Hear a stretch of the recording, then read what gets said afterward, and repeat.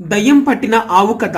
పాపం ఆ రోజు కూడా ఆ తల్లి బిడ్డలు ఒకరి వైపు ఒకరు చూసుకుంటూ బాధతో కన్నీరు మున్నీరయ్యారు. దాన్ని చూస్తున్న దయ్యం తనలో, అయ్యయ్యో, అసలు వీడు మనిషే కాదు. ఆ మూగజీవుల బాధను చూస్తే నాకే కన్నీరాగటం లేదు. వీడు ఆ ఆవు యొక్క రక్తాన్ని సైతం పిండేస్తున్నాడు. ఆ మూగజీవి మాత్రం ఏం చెయ్యగలదు?